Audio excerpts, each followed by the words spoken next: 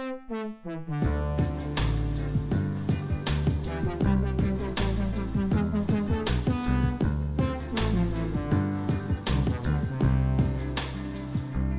welcome to episode 2 of Researching Happy.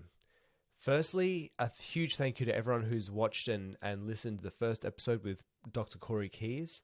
I've been really blown away by some of the feedback from around the world, so that's been really great. And if you haven't checked it out, please do. So today's episode is with Joep van Agteren. So he's a long-term colleague of mine. As you'll hear, he's technically my boss, although he's such a modest guy that he doesn't like to go down that path. And we talk a lot about the work that we do and some of the reasons that we've tried to commercialize our work, mostly around creating sustainable funding for wellbeing and happiness research, because, you know, for us, it's been a real challenge to find that from any other means. So hope you enjoyed the episode. Please like and subscribe. I'm learning more and more about this world, and it turns out that's the only thing that gets the algorithms out there. So support the show by liking and subscribing wherever you're watching this thing. Otherwise, enjoy, and please let me know what you think of the episode. Thanks. All right, this is Researching Happy. This is the podcast all about the world of researching happiness and well-being. I got to come up with a better intro, but that's okay. I'm learning as we go. I'm pretty new to this. So today we've got a colleague of mine, a collaborator, technically my supervisor, Joep van Agteren. So welcome, Joep. Hello. Let's never use the word supervisor in our relationship ever again. No, that's right. That's right. Just got to let the people know where we stand. All right. So first questions first. How the hell do you pronounce your name? Do you want to hear the Australianized version? Do you want to hear the Dutch one? Give me both. Because my favorite, I mean, we'll go through my favorites that we've heard over the years, but let's start. Yeah, so the Dutch one is Joep van Agteren, and that's pronounced in like a real hillbilly southern accent, but you can't tell anyway. And the Australian one is something like Joep van Agteren. Very good. And then there's some permutations, and I'm pretty sure that's why you're bringing this up. Yeah, I mean, my favorite was Jeep. Yeah. Yep, Jeep. Yeah. I mean, I can't really blame anyone. It's pretty weird name for the Australians to hear. Anyway, so bit of I'm not sure if that's Australia bashing or Dutch bashing. Anyway, bit of both. Before we begin, like, just let's hear a little bit more about yourself. So where are you from? Where are you now? Give us a bit of a highlight. Yeah, from a little town in the Netherlands called Geleen, which is down in the south. So for those of you who are like kind of unfamiliar with the Netherlands has like a square, and then it has a weird appendix. And in the weird appendix, that's where I live. And that's why all the other Dutchies kind of like to joke that we're either Belgian or German. We like to think we're special and unique, so I'll leave it at that. I did my uni at Maastricht University. So I did psychology there, so bachelor's and master's. And then I met my partner, Nicola, who studied there for like half a year, then stuck around for a year. And then I decided, look, it's easier for me to come to Australia. So Australians always think that it's super difficult to get into Australia, but it's actually way more difficult from non-Europeans to get into Europe. So I decided to just take the plunge, come to Adelaide, knew absolutely nothing about this state, this place, and just kind of continued our life here, worked for the public health sector, so in a hospital, and that was all right, but it wasn't really my thing. So I kind of realigned back to SAMRI, so I don't know, South Australian Health and Medical Research Institute, where the both of us work, and fell back into the mental health psychology space in what we do now. All right, cool. So I want to spend today, like, there are a couple of guests I think that I'm going to have on multiple times. I think maybe it will be all of them will be on multiple times if they'll come back. But what I really wanted to focus on today, because there's so much we could talk about, we've both just come back from a working trip in Hobart, which is another Australian city. So we've kind of probably, I can't tell whether it's going to be harder or easier to do a podcast with someone that I know really well compared to a complete stranger. So we'll find out.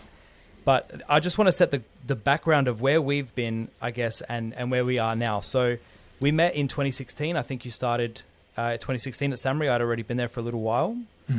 The context of that time was that I think well-being was just not credible. So no one really thought very much of it. Particularly, we're in a biomedical building full of like the real scientists, let alone the rest of the people in the state.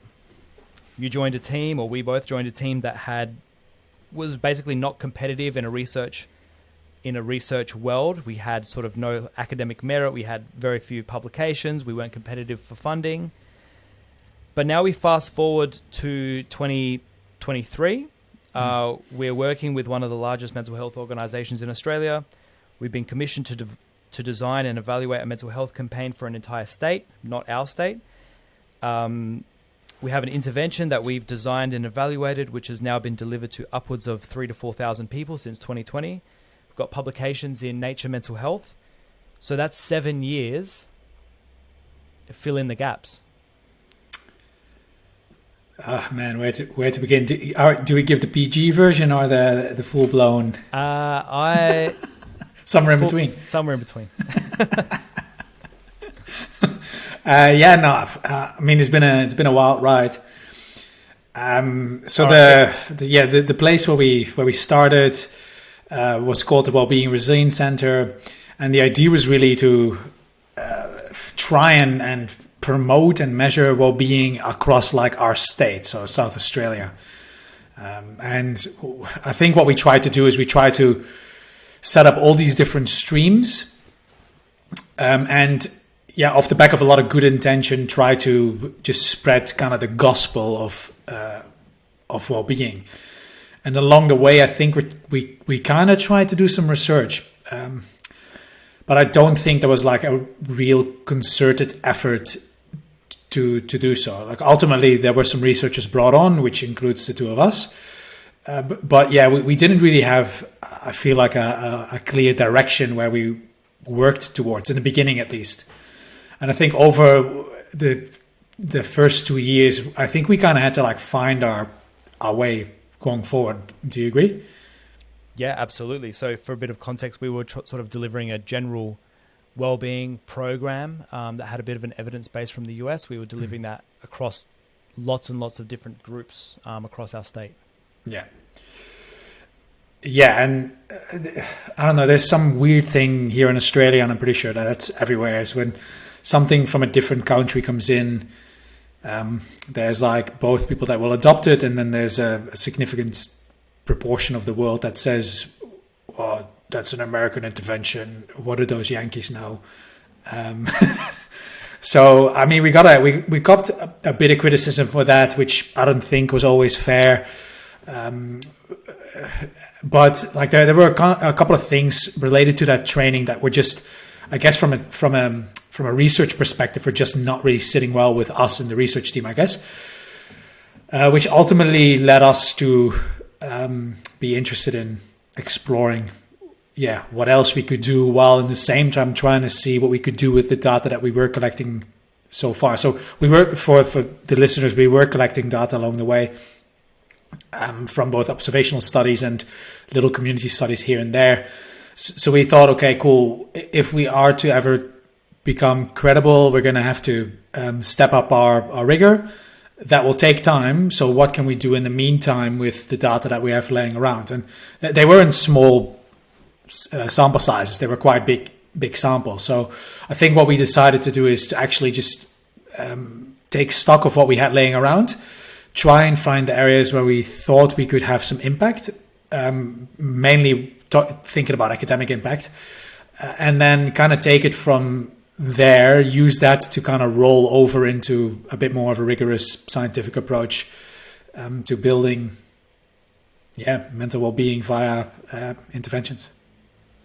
Yeah, the bit that I guess we were sharing while we were over in Hobart, while we were sort of summarizing some of this work, was that idea that the program that we were delivering was kind of like a 10-skill program. We thought, could we cut it down to 5? And the way we'll do that is along the way, we've been asking people what are the activities they've actually been practicing. We thought, let's just ditch the least popular 5 Do you want to take it from there? Yeah, and it turned out that you can't find the least popular 5 because everybody resonates differently with all of the different activities. So we were we thought we found something interesting in the fact that it was just very difficult for us to say, let's reduce it, let's make something more simpler, easier to comprehend for the people that we work with. And it kind of got us thinking. And I think there's a couple of threads that we kind of need to connect from the background, is that at the same time we were exploring like different conceptual approaches to our work, which actually really underpins this evolution into like our next service offering. So I'm not sure if you want to first do the theory part, kind of get people on the same conceptual level, or whether you want to go smack bang into go with the theory. Yeah. I mean, when we started in our state, Seligman came. I think most people that will listen know who Seligman will be, but he's what they call the grandfather of a subfield in psychology called positive psychology, whether that's the right term to be referring to yourself or let yourself be referred to. Yeah. I'm pretty sure it's father, I have to say, but you've given him like an extra generation. I mean, I'm not the one here Anyway. talking about epochs and No. anyway, that's a little inside joke for anyone who went to Melbourne. Anyway, like what he came in here and he said, look, the state is ideally positioned to start advancing this conversation around well-being. He had a model that he brought with him, and I think our work was like largely inspired by that. But a lot of traditional players within the mental health space don't necessarily resonate with that model, particularly not here in Australia. I think within the education space, it's quite well accepted, but outside, not so much. And for me, coming from a more like psych background, it never really sat well to just be looking at well-being, positive states, and isolation of states of distress, whether that's full-blown mental illness causing distress or just literally, I can't pay my mortgages for 6 months straight, so I'm really not feeling great. And so we started exploring some different models, and you were actually working on one of those models at the same time. Yeah, so with the previous guest that we've just had on the show was Corey Keyes, who we're talking about now. And the thing I was going to say to him, but I actually forgot, so probably he's another one I'd like to have on again, was this idea that he in the early days of positive psychology, he was the one pushing the message that we have to integrate well-being, so the positive states, with the negative or with mental illness or psychological distress. That made him pretty unpopular by the sounds of things. And there was this push that's like, no, we just have to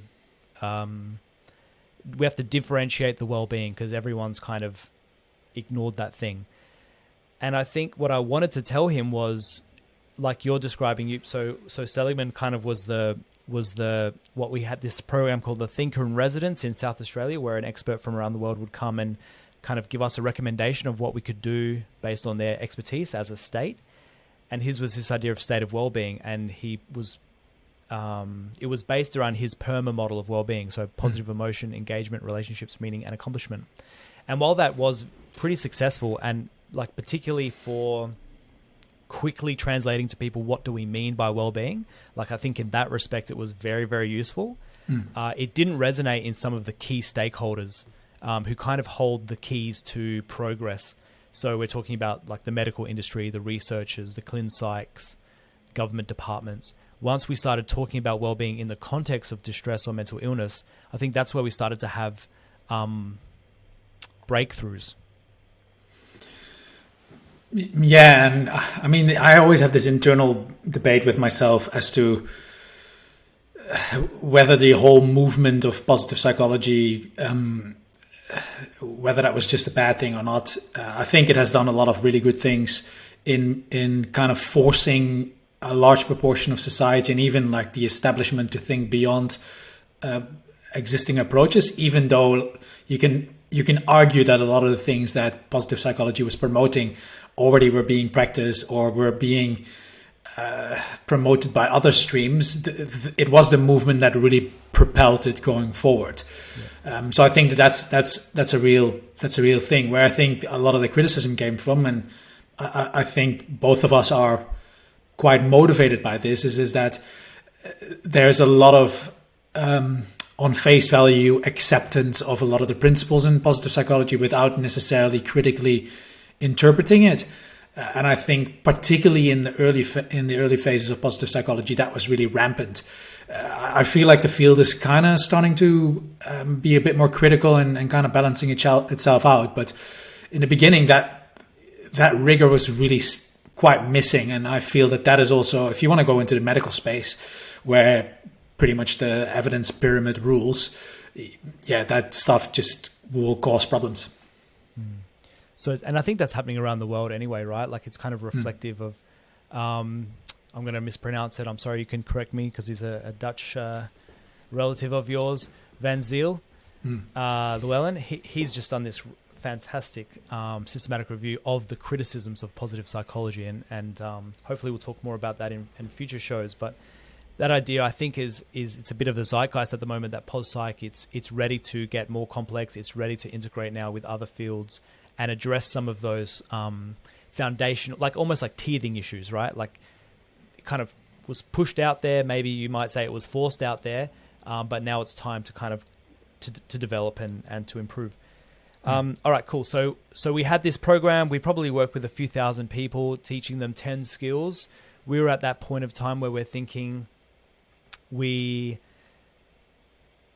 potentially want to cut this down. Maybe like let's go with 5 skills instead of 10. Turns out people are only using a couple, but it's completely random which ones they're using. There's not like the least popular 3. We're now starting to think about how well-being relates to mental illness as well. Where do we go from here? I think what we were kind of noticing, and this was largely led by yourself, Joep, that when we evaluated the sort of pre-post data from these various groups, and it was pretty varied, we were seeing a really consistent effect size. So we were having an effect at improving well-being. It was very consistent, but it was on the smaller end of how much impact it was actually having. So enter the next level of our work. Yeah, and I mean, maybe this is, before we like really jump to the next one, it is important to note that we try to like unleash this generic program to like it's a really wide diversity of people. So this goes from people within the correction setting to aged care setting, education, workforces, prison, like literally the prisoners within a prison system. It was as varied as you can think of, and the effect sizes were pretty much the same across the board without really a lot of tweaking of the content. So for us, what it did show is that you can pretty much teach like generic content to a wide variety of people with minimal need to tailor, rather than maybe a bit of contextualization. So that was an important principle, and we might get back to that at a later stage. But what we really started noticing is that we wanted to take that next step about integrating these 2 spaces, so the well-being space and the stress space. But when you start like interrogating the literature on that, it becomes quite interesting in it that there's not that much literature on literally interventions that have been particularly designed to do both the stress reduction and well-being at the same time. That you might have people that test well-being interventions and then also test whether that has an impact on the stress, like depression, anxiety, stress factors, and the other way around. But like no one really set out to say, what do we do if we specifically want to design an intervention that can help with the stress and build well-being? And because when we started doing that, we actually ran into a problem in the fact that pretty much all the well-being interventions came from positive psychology, which, I mean, doesn't necessarily make a lot of sense when you start interrogating mental health, a bit more in depth, which again is where the dual continuum model comes in, I guess. Is this where you kind of do a little jingle towards like a let's recap last week? I don't think I have the technical ability for the jingle or the recap, although this program does come with a bunch of sound effects, but I don't think I want to unleash them just yet. But yeah, so where you're going, I guess, is like a lot of the well-being promotion stuff is using the toolkit of skills and activities and behavior change ideas that come from positive psychology. I mean, a lot of them probably do. borrow from existing things in clinical psychology, but you're basically saying if you set out just with well-being things from positive psychology, you're only picking up half the weapons that are available or half the tools in the toolbox. Yeah, I mean, most probably even less. Right, exactly. But within well-being science, there was this prevailing notion that just rely on positive psychology interventions and your life will be sweet.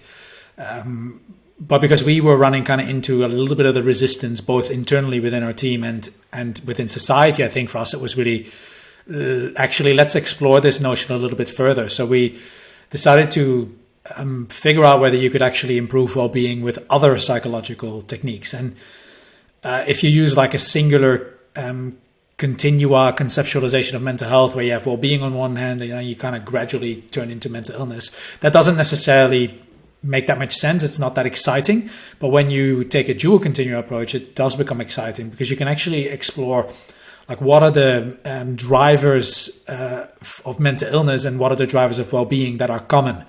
And if you can kind of figure those out, or at least can figure out the interventions that target both, then you must probably have evidence to suggest that there are other psychological approaches that you can use.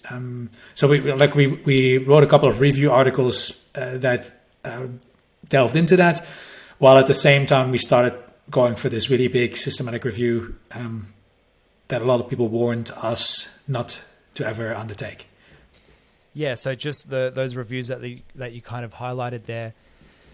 What we're saying is that if we're finding, we found all this evidence for the dual continuum model. This is going to become, I think, a really interesting part of this podcast series as we go forwards, is that it's still not really agreed. I mean, we've just sort of put on social media our commentary to an article. I sort of mentioned this last episode, but the commentary to an article contesting, like we think that the dual continuum model is kind of the way forward, that it actually allows for more opportunity in the world of wellbeing research. And many others out there disagree with us. And I think we're about to go into that in some other future podcasts, which I think will be really exciting. And in the spirit of academic discourse, we just want to see progress. So that's kind of cool.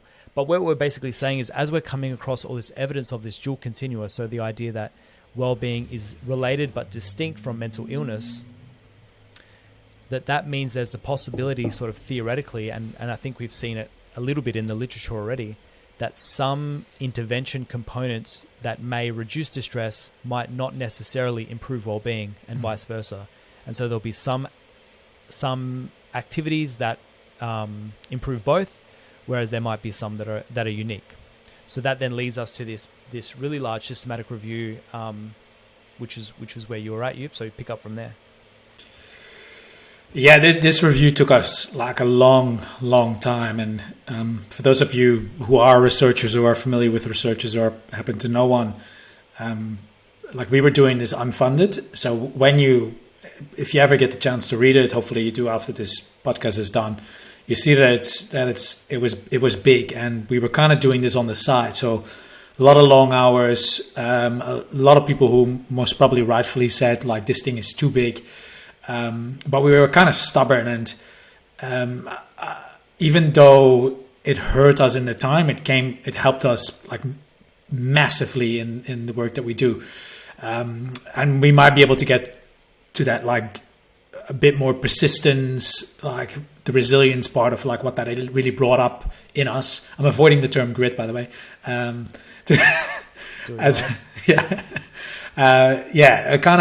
We can tap into that later, but we set out. We got like 17,000 reference coming back, which we had to abstract screen.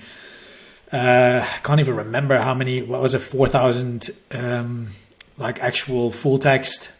Yeah, and so just to pause, so the scale of this project was so large because we intentionally said we don't want to live in a single silo of research. So the idea with systematic reviews is that you're reviewing all the available evidence around one central topic or one central research question, and they're normally focused on one minute thing. So I'm looking at this intervention in this population. For example, it might be that. And we kind of did the opposite, where we said we actually don't care what the intervention is. We'll look at any intervention so long as it's psychological. And we also don't care about the population. In fact, we're opening this up to be not just those in the general population, but also those with a physical or a mental illness.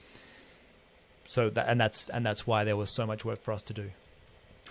Yeah, and it's a little bit atypical for reviews, mainly because it's just a massive scope. It's also a problem because like well-being is being used to describe literally everything under the sun, and that isn't just in like lay conceptualizations. That's actually in scientific research, which just makes this type of work really difficult to do. So if you have researchers that are referring to well-being as outcomes of distress or as outcomes of quality of life, it just makes it very difficult to be very certain about your effects. So it took us a long time to kind of get to those like final studies that we wanted to include. But once we were there, we saw quite like interesting results. In line with our expectation, we saw that there were more intervention types than just positive psychology interventions that you could use to build mental well-being. The ones that had particular impact were mindfulness and positive psychological interventions, both because they were studied the most, but also because their effect size were consistent across both ill and general populations. But there were a range of other ones. So you had CBT that was effective in clinical populations. You had ACT, you had reminiscence interventions, so interventions where you pretty much think back at how good your life was. So yeah, there were a bunch of different ones that you could actually feasibly use to build mental well-being, which was great for us to actually have written on paper, because that meant that we could actually open up the tools within our interventions deliberately. So rather than us saying like, I like working on thinking traps or cognitive biases, and I like mindfulness, and I also like a little bit of gratitude, and we're going to chuck that into a program, we now had a very good evidence base to say, well, this is what we know works, at least on average. So let's bundle that up into our new intervention. Yeah, and so again, I don't know if we said this now, but I'm going to say it again if we didn't. That idea that we are really from, I think, this funny environment where not only is well-being not that, at the time, not only was it not that kind of credible in our sort of, in the world we were living in, what am I trying to say? Not only were they not aware of it, they were almost actively against it in some respects. And so I think that's where, again, we were kind of sitting there, and we means like our larger team. We're a part of a team of about 10 people. We're sort of there saying, you know what, we're just going to start from the ground up and do this as rigorously as possible. And again, rigorously as possible whilst being unfunded and all the other uncertainty that comes with it. So that's a bit of the fun that we went through. But so that's where we're going, all right, let's start with this systematic review, make it big because it needs to be. From the ground up, let's go. This is going to be sort of the foundation and go from there. So we went from basically not being able to scratch a paper together to now submitting it in a pretty prestigious journal. Yeah, and it was quite interesting for us to submit there. Again, when we told some of our more esteemed colleagues that we had this review, and we tried to figure out what are some suggestions of journals that you can send it to. They were significantly, I mean, I don't want to diss any other journals, but they were less esteemed than the ones that we said, well, man, we just slaved away for 2 years of our life suffering. We think this has impact. We don't care if it's well-being. Let's just check whether it flies. And ultimately, a great journal took it up. And after the peer review, which actually thoroughly strengthened it, not always are we that, as researchers, we're not always that happy about peer review. In this case, peer review actually did a great job in helping us shape up a better paper. We got it published, and I mean, I think we might be a little bit overly optimistic if we think that well-being is now accepted within biomedical research. But at least we had a name of a journal that we could kind of flap into someone's faces, saying, like, some people at high places appreciate this stuff. Yeah, no, exactly. And I think that's the point, because I guess neither of us really, well, we don't work at university, so we're not kind of beholden to the standard KPIs of a university, which is about how many papers are you publishing and where are you publishing. I think for us, it really was this quest just to be believed. And so I think, like you say, you can kind of, it's something you can like wave in the air and say, someone believes this thing. So all right, so cool. So now we've got an evidence base of sort of the most effective ways to build well-being. Now starts the design process. So yeah, we learned nothing of our struggles with getting this review over the line, because if we thought the review was painful, this thing was just as painful. So we decided to use a protocol called intervention mapping, which pretty much like is a public health intervention design procedure that is super meticulous. So pretty much you end up with writing out a full blueprint of an intervention. So you first do a needs analysis, then you determine you determine exactly what the problem is. Often we want to go to solution mode, right? So, I have a problem, so let's design an app for it. This framework kind of doesn't allow you to do that. You need to stay with the problem, then move to writing exactly what you want to change, then figure out what you need to do to change it, and only then technically are you allowed to start thinking of a program. So we did I don't know, was it a year or something, formative work. We did a couple of different iterations. We started working together with some collaborators. So Dan, Katina, Mike, Lydia, Gareth, a bunch of collaborators, mainly at that stage from Flinders University, to pretty much pool this intervention together. So we could have taken a bit of an easier route by just going and saying, let's just chuck a couple of these activities together and let's go. We decided that we would need to use the same rigor in our intervention design procedures than we did with systematic review. Cool. And then just a quick overview of intervention mapping. So the idea that I guess we kind of say it's like, again, it's the most rigorous way the pathway you can go down to design an intervention, being that it relies on, these evidence-based behavior change techniques, and you're actually framing every aspect of your intervention is intentional because you've mapped out basically from a needs analysis, moving forward into a logic model, all the micro steps that you need your intervention to be covering to ensure you've got the best chance of achieving the outcomes that you want. Yeah. There's a bit of beef between the intervention mapping people and the behavior change wheel people about what is the most rigorous approach, but maybe you can get Michi and Bartholomew on at one stage if you want to go into that one, to head America versus so I the won't US. say the most, I'll say a very rigorous. Yeah, look, I think we liked it because the intervention mapping approach is it's called theory agnostic, so that it looks at what theory do you need to choose to best suit your intervention purpose, whereas behavior change wheel focuses on the COM-B model, which is just like a singular model. And yeah, in the vein of trying to be as open as possible, we just chose the intervention mapping approach, which was cool. Like it was a great process. We got a bunch of stakeholders joining us along the way, and that's from like a large proportion of professions, end users, so social workers, psychologists, educators, physical therapy specialists, pretty much anything that we thought could have relevance. We got them into a room and helped us guide this new training program, intervention program that we've now kind of been building momentum towards.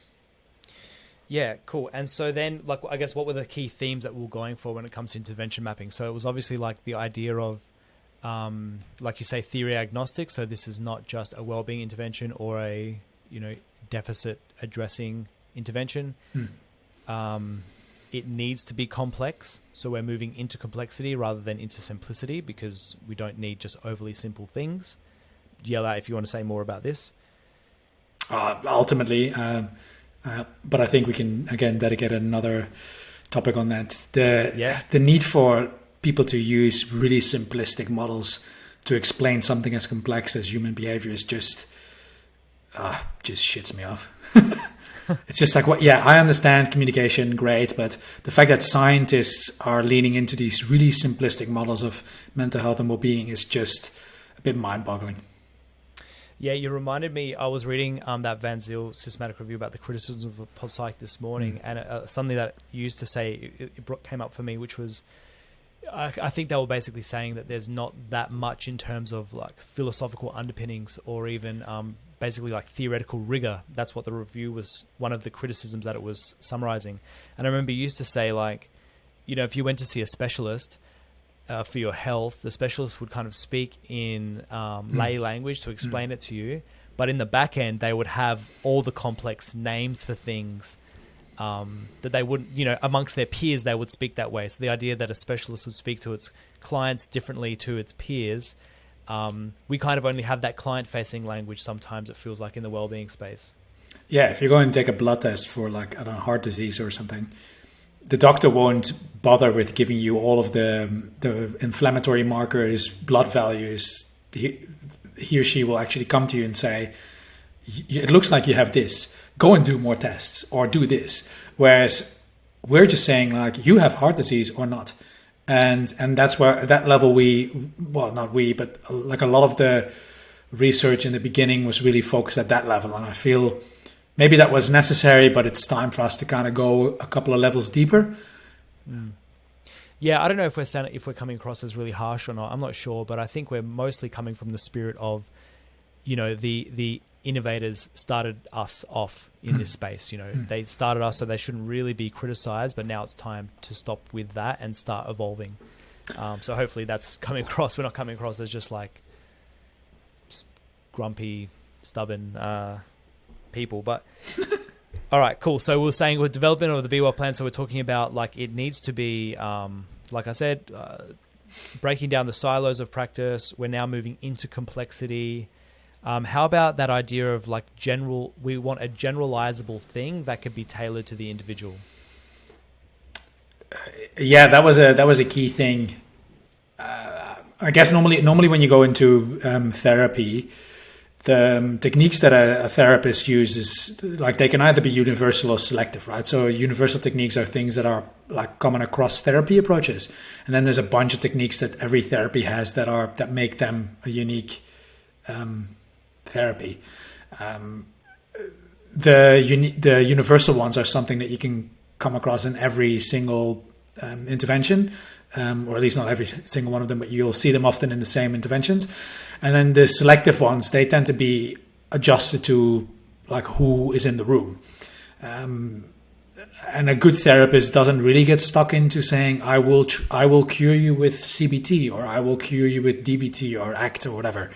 They ought to actually figure out what's the issue that is at hand here and what's the best therapeutic approach that matches this person.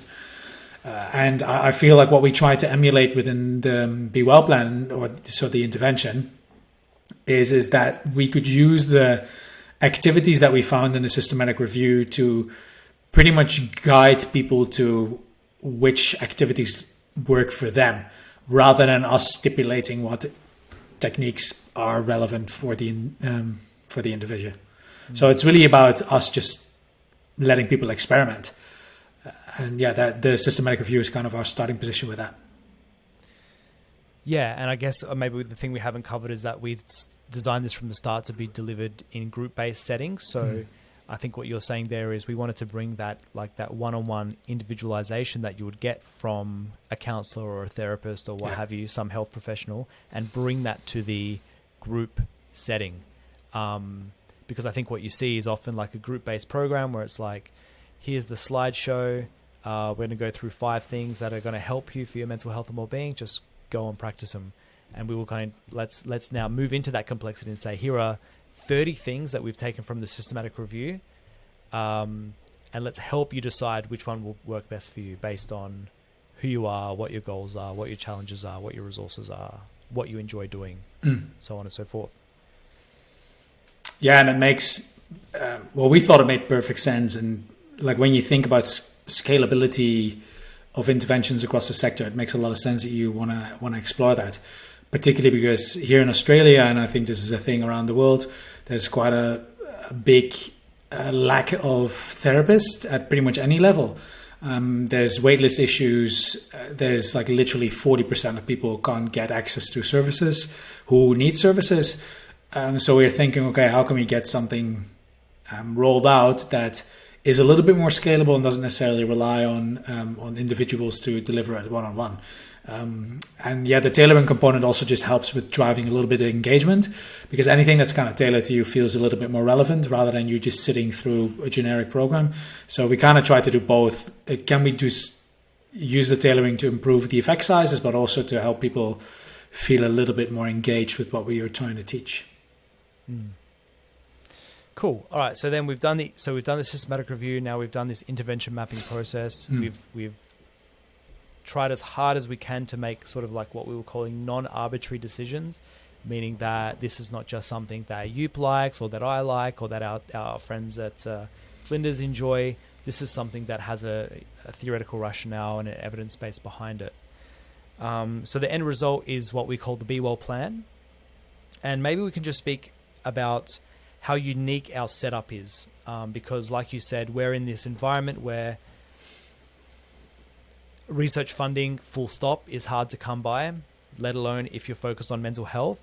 There's this like the pie chart is getting narrower, and then if you're talking about preventative mental health, the slice of the pie is basically non-existent. Yeah.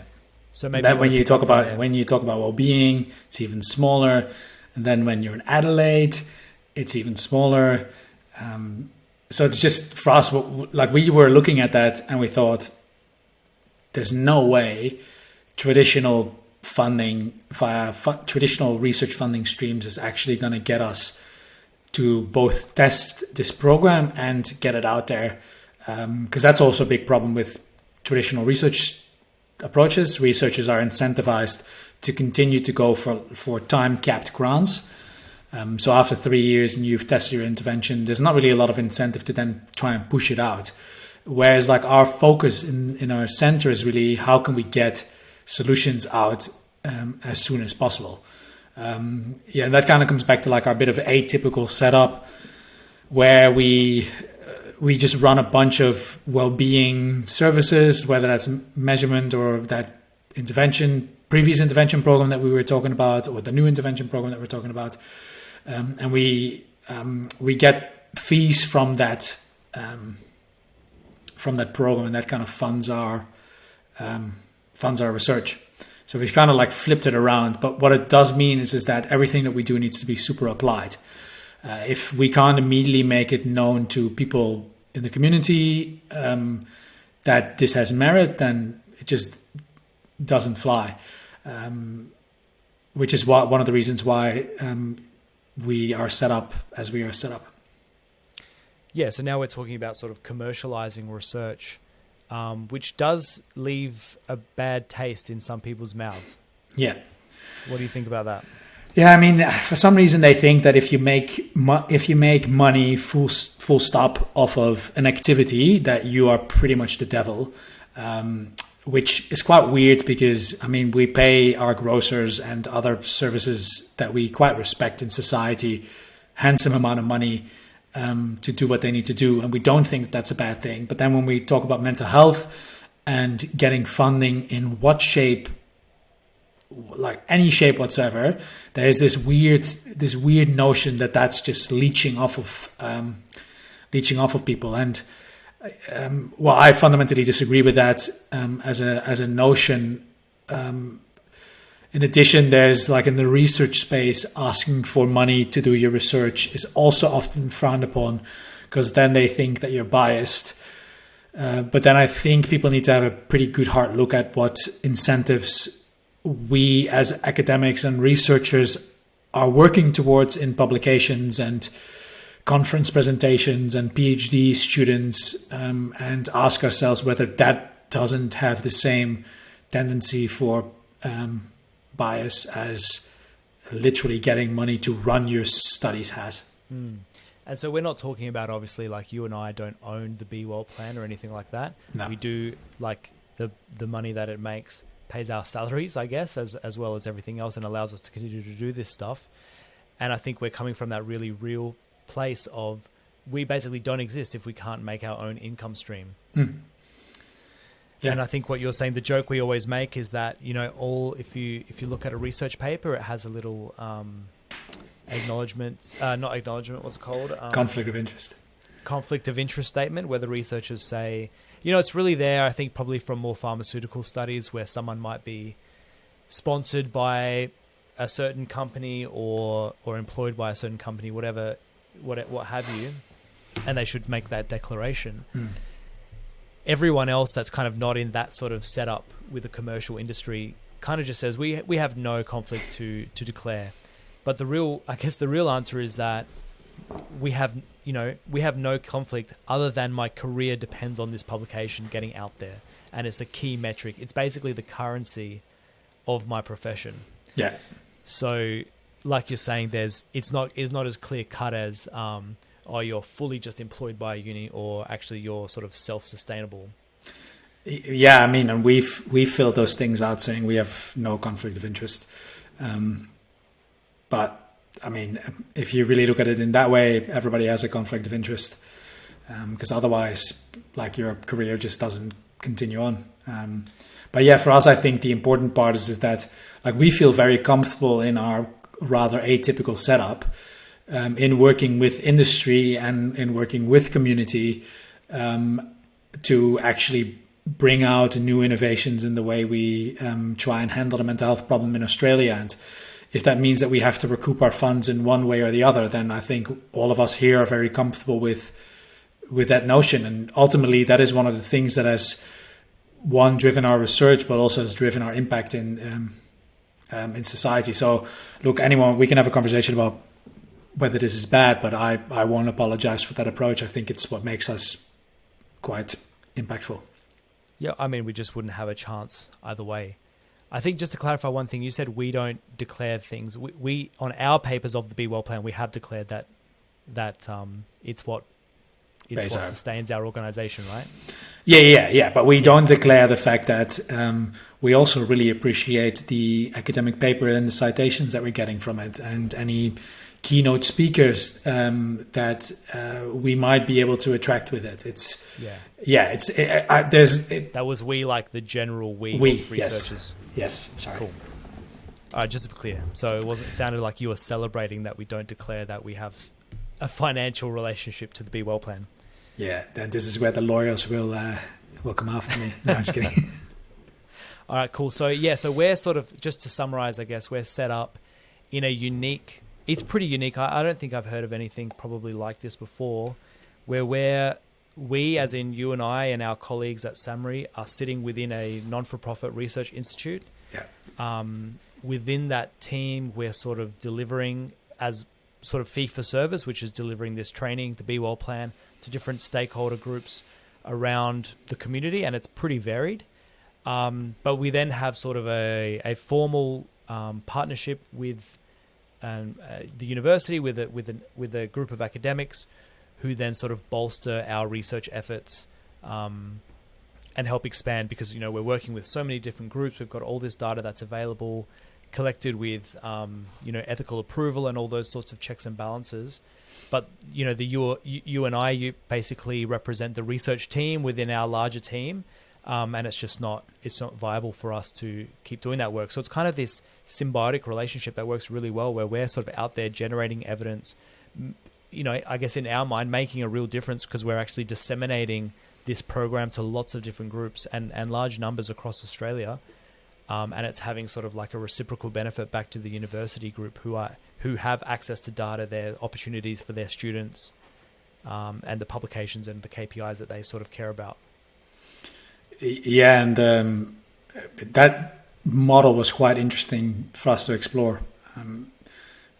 For us, because like our KPIs aren't necessarily how many students can we push through,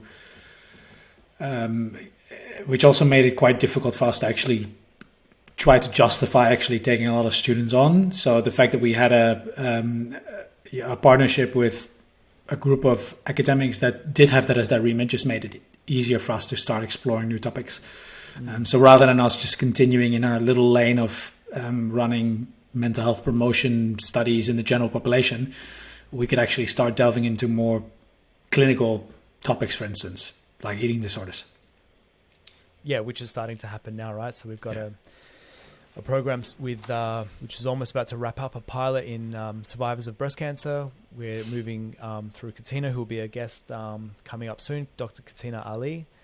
Amazing that you were able to get her to come on your podcast. Yeah, she's in the exactly. I think she owes me a few favors, but she's in the process of moving, unfortunately for us, fortunately for them, from Flinders Uni over to University of Sunshine Coast, which is pretty cool for them.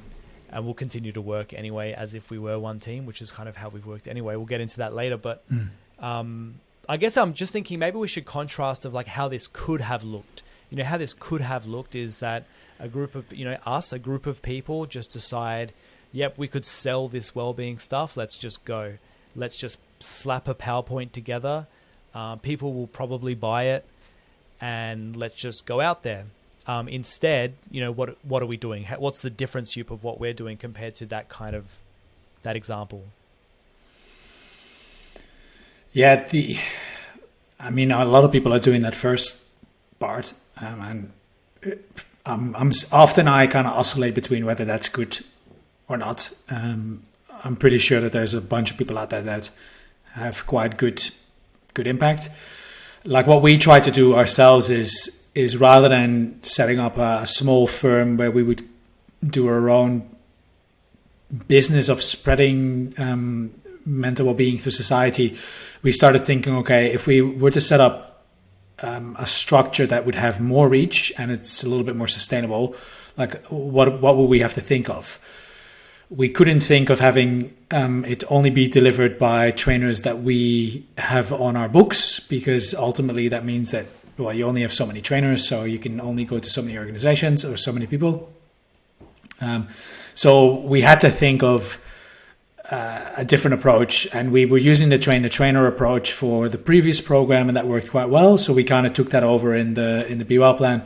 So rather than using clinical psychologists, for example, we upskill peers to deliver the training program, and that allowed us to explore a couple of different notions of sustainability, which is upskilling people within organizations. So there's local capacity, and actually allowing individual practitioners to become trainers themselves, so they can go to whatever cohort they work with. So rather than us saying we are exclusively working with people that work at banks or whatever, we can get one trainer who specializes in corporate mental health service delivery to do the corporate space, and the people that work in the trauma space can do the trauma space, etc., etc. So we really started thinking of, if we are to want to roll this out, how do we need to set up a structure that is sustainable? And then on top of that, obviously, there's kind of I don't know if it's us that calls ourselves this, or the rest of our team, but like the burden of the research team, like the financial burden of, we could easily just have made this thing and like now let's just start selling. But we're again not doing that, right? We're continuing to evaluate, continuing to improve. So kind of, I guess, be a little bit more ethical maybe in our structure to make sure that, firstly, that we're not doing harm, but secondly, that we're actually having the impact that we advertise that we're having.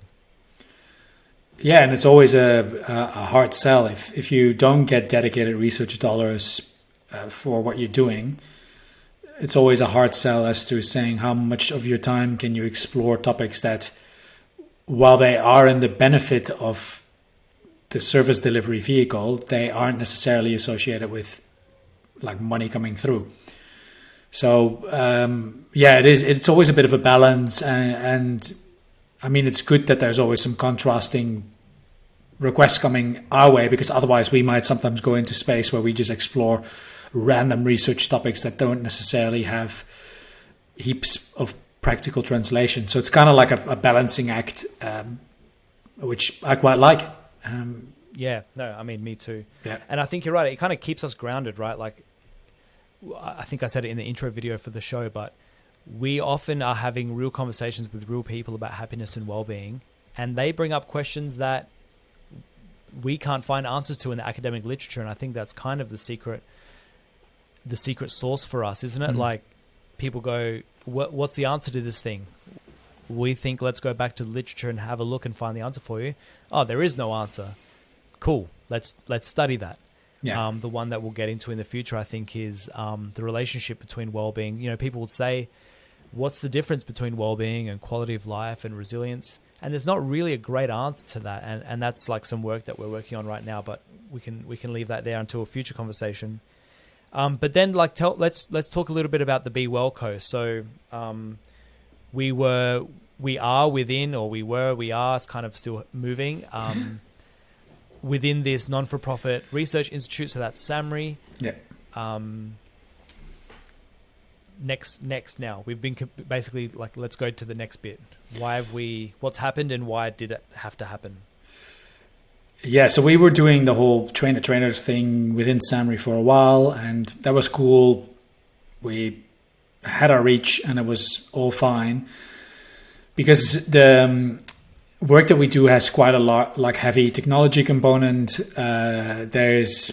Because we do the research side, there's a bit of overhead in trying to keep the research going.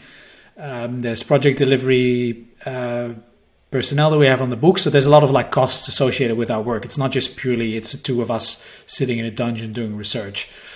So we needed to find a way to make that financially sustainable.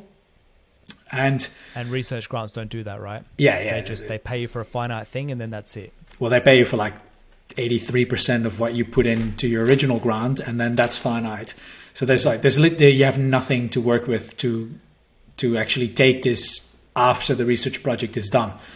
So we said we need to set something up to get this out there, which is where Be Well Co comes in. So there's a graveyard of amazing things that researchers from around the world have made with research funding. So, you know, it's like, if you want to think about it like that, taxpayers have paid for these things to be built. They're addressing problems.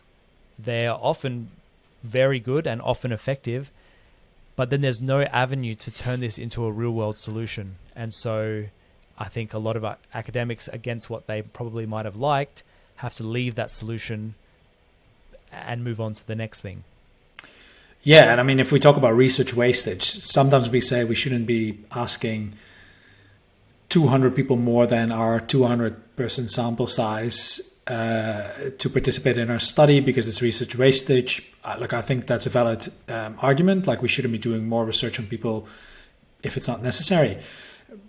But I think that that's just the tip of the iceberg when it comes to research wastage, because there's all of these projects that have had demonstrated effects, and half of them aren't getting published because of the publication crisis. So park them.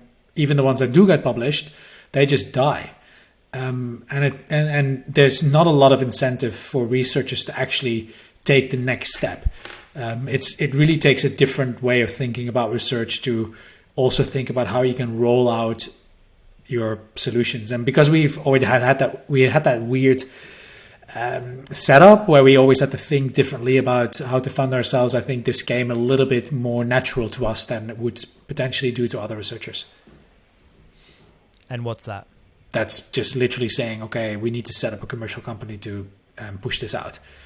When you have a big technology component, ultimately you're going to need to find cash to keep that technology afloat. And in the not-for-profit sector, or even in the social enterprise sector, that's just very difficult. So we decided that we were going to set up a for-purpose commercial business that would pretty much continue what we were doing within the not-for-profit, but then take it into a for-profit entity, which is kind of where we're at now. Yeah, and so that's obviously still owned by SAMRI. Yeah, largely. The staff that are working within it are getting access to a proportion of the shares and the options in it. That's stuff that we're all sorting out at the moment, but ultimately the largest owner of it is SAMRI, the Research Institute. And so then that allows for what? It allows for, I guess, outside investment. Yeah. but it also allows for then, I guess, more competitive offerings that are sustainable from us. Yes, exactly. I guess it's mainly the attraction of outside investment that is the key thing as to why we chose for a commercial enterprise rather than setting up another not-for-profit. And I can imagine this all makes so much sense. It was just smooth sailing. Yeah, it was easy as. Yeah. No, it was terrible again. Mon and I, so Monique Newbury, the goalie, we often ask ourselves, literally, why the hell are we doing this? But we feel it's really important, and even though it wasn't always the easiest to do, I think we're so far into the podcast episode that no one from SAMRI will be listening anymore, so I can talk. But ultimately, it's nice of you to think they were listening in the first place. Yeah, I mean, I am a glass half full kind of man. But they, even though the process was long and sometimes it really drove us insane, SAMRI did take on a project of setting up a commercial enterprise and kind of put their faith in the wellbeing outfit. So, I mean, I'm not sure what to read into that. I think we use it as a bit of a bragging rights thing, but yeah, it's cool. They gave us the opportunity to set this thing up. It's now up and running, and yeah, we're looking forward to the next adventure. Cool. All right. So, and what is the next adventure? Yeah, for us, like we've mainly been operating within our own state. We've had there's people working outside of South Australia, so it's one little part of the magical country we call home. But we're really trying to get to other states. So for us, we've figured out that there's opportunities for us to actually see if we can help people in the rest of Australia. So that's really our next adventure. In addition to some of the other cool stuff that you referred to before, like the mental health campaign in the other state, the glorious state of Tasmania. And yeah, and it just came back. Yeah, and the conceptual work. So there's a couple of cool things that we're still doing in the background. Yeah. All right, awesome. All right, so last question, I guess, is just wondering, you said you and Monique, who I also will call upon to be a guest at some point. Again, I mean, she's another example of like, we're kind of a ragtag bunch of different people. So I was in the biomedical, I was working in a lab at SAMRI when I heard about this thing and jumped over. You were sort of in the behavior change space, more public health world, I guess you would say. Monique was a chartered accountant who was kind of like pretty understandably, in my opinion, sorry accountants, but like sick of looking at Excel spreadsheets. But all with like we and everyone else in our team as well. Sorry, not to mention individuals, but we all have come across here for a reason. And you said you and Mon going through the challenges of setting up these things that aren't like, they're not standard practice for us, for researchers, for SAMRI. We are and the cool thing is, like you say, SAMRI is coming on board and really helping us through this. You're asking yourself, why the hell are we doing this thing? So, for the last little bit of the show, let's hear from you. What do you think that answer is? Yeah, I mean, I have no idea actually. It's one of these things that you kind of ask yourself, like, okay, cool. Why don't I just, I don't know, own like set up a coffee shop and just, I'm not saying that a coffee shop is like a super chill life, but why don't we settle for something that is easier, just kind of gets us through like career-wise. And I just think that certain individuals, just for them, that just doesn't fly. And I think for that ragtag bunch of people that we have around us, and that includes like our collaborators in the academic space, those people don't have that attitude. And the ones that do have that, ultimately they kind of exit the stage. And that's fine. I don't have a problem with that. I think for us, what drives us is this need to keep pushing mental health and well-being science ahead and try and find solutions for like wicked problems in life. And I think for us, we've just chosen mental health as the one that really interests us. I'm not sure if that's a personality thing or if that's I don't know, just something that actually is a little bit like self-deprecating in a weird way. But I think it's just, we want to do good in the world and in a non-lame way. And this is like our way that keeps us going. I think so. What is it for you? I was actually hoping that you wouldn't ask me that. It's a good question. I'm not sure. I was just thinking while we were doing the systematic review, it is kind of a bit of a blind optimism of like, let's try and do the coolest thing we can think of. Basically, I think is one part of it. That when we were doing the systematic review, I remember it was like summer holidays, and Ivana was saying, that's my wife, like, oh, like we should go away. And I said, no, we've got to finish this systematic review. We've got to do it. And we're so close. And then like the next summer came along and we were still working on it. Oh, man. So there are costs, and I think every researcher will tell you there's probably most workforces now, but I think researchers suffer a fair bit.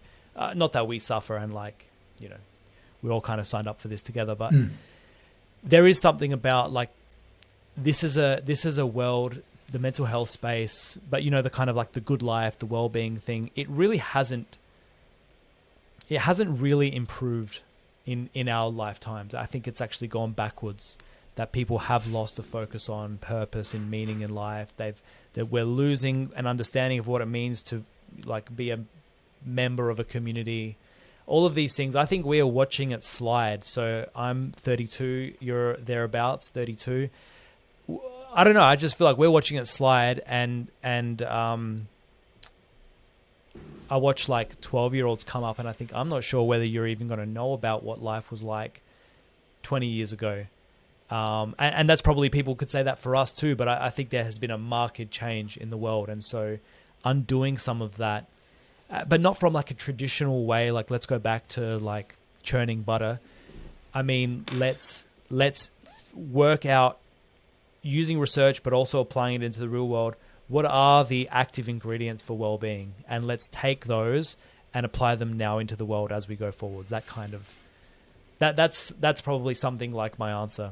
I think that's a cool answer. Like, I think if you work within the well-being space and you really want to explore what it actually means for people, then ultimately I think you do have some sort of gravitation towards philosophy and like theory of mind. And like for me, that is one of the key things that I like to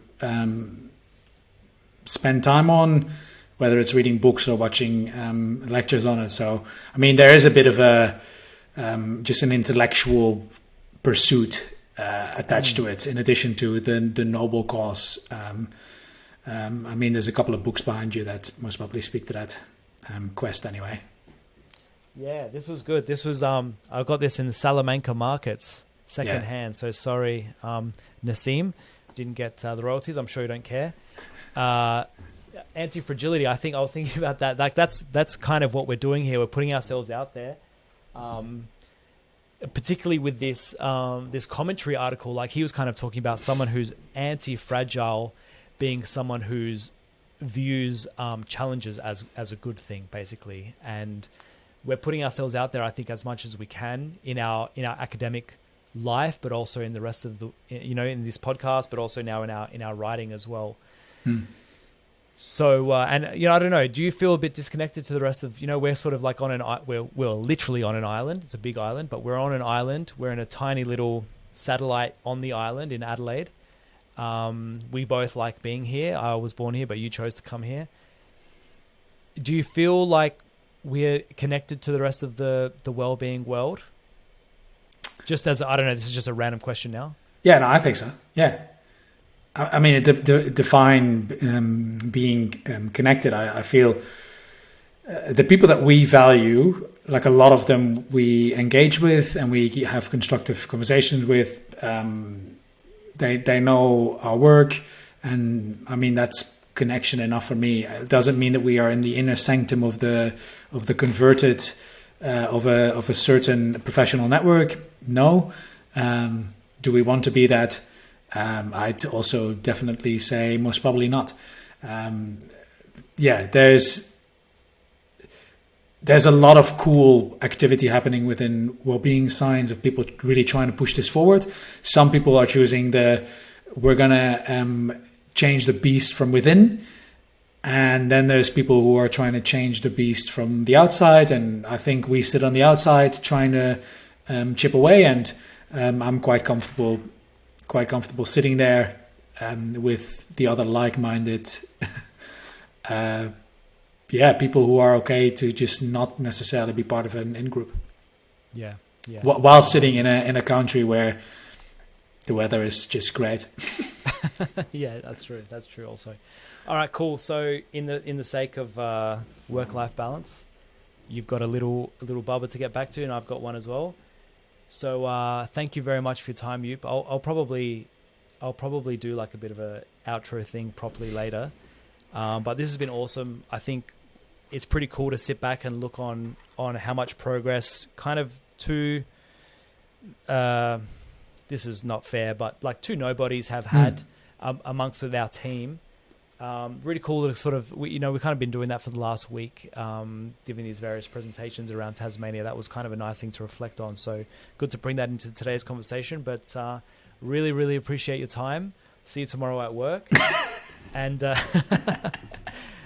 look, I'm setting up this what's called a locals community. If you have questions, I'll have links and stuff. I'll probably do this later properly, but questions for you, ideas for the next conversation. That's what we want to sort of be inspiring on locals. So yeah, and banter. Thanks for listening. And banter, yeah, exactly. Banter. All right, thanks, man. Really appreciate it. Awesome, man. See ya. See ya. All right, a huge thank you to Joep van Agteren for coming on, researching happy, helping us out, and for a great conversation. Thank you all again. Really want to hear from you. Let me know what you're thinking, how you're finding these episodes. What are the questions that it raises for you? Are you having similar experiences? Join us and support us on Locals if you want to join that conversation. Otherwise, subscribe. Just subscribe and like wherever you find this thing. I really want to try and get these stories out there into the world. So appreciate it and see you next time.